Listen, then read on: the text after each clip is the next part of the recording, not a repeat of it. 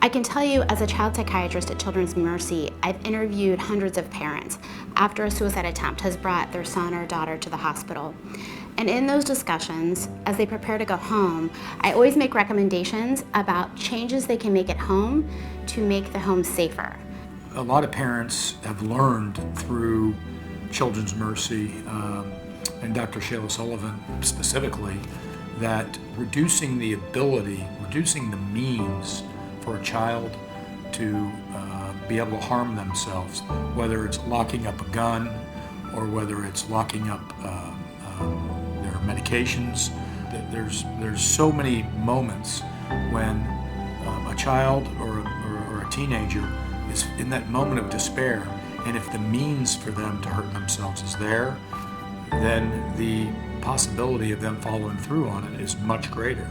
Prepped and Ready is an opportunity for families to get tangible action steps that they can take to prevent the epidemic we are seeing of attempted suicide. Prepped and Ready is doing a really nice job of addressing particularly suicides among young people. We tend to think of things like this when there is another news headline about suicide or a shooting or some example of a gun getting into the wrong hand, but we should be thinking about these things before the headline when there's an opportunity to make a difference.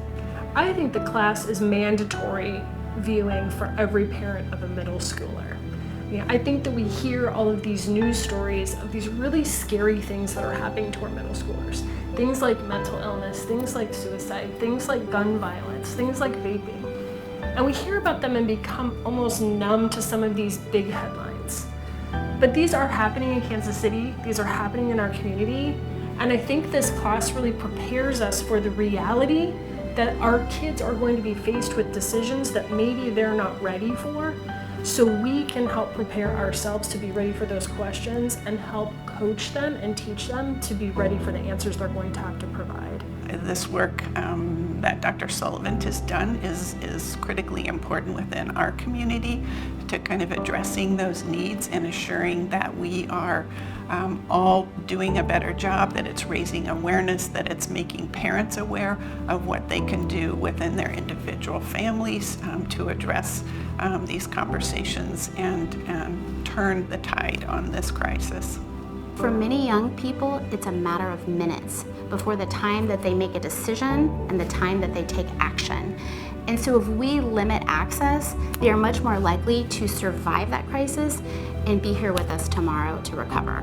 When it comes to suicide, it can affect any human being, any race, almost any age. It really doesn't discriminate. It doesn't matter what your hair color is, your eye color. It doesn't matter what kind of clothes you wear or what background you come from. Anybody can be at risk.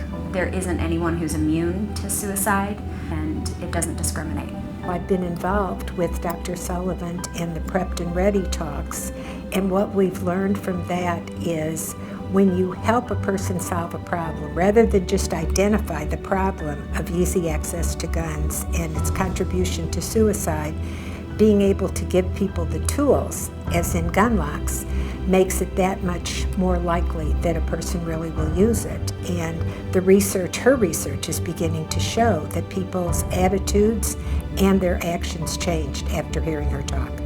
I am so excited that Children's Mercy is providing toolkits and gun locks to families. Those are very tangible, concrete action steps that parents can take to help create a safe environment in their home. Funding for mental health and research is not what, as a mental health professional, I would like it to be, particularly for trying to fund items or projects that are very practical and hands-on. The money that is available doesn't tend to go for these things, which is kind of odd because projects such as this could really have a noticeable difference very quickly because it is so direct and patient-centered. When it comes to suicide prevention work, I'm very aware that we have a tremendous amount of work to do, but I'm also really excited because I know that we are backed by a very strong community, and we also have some really strong tools that we're not yet using. It's really exciting to be part of this change.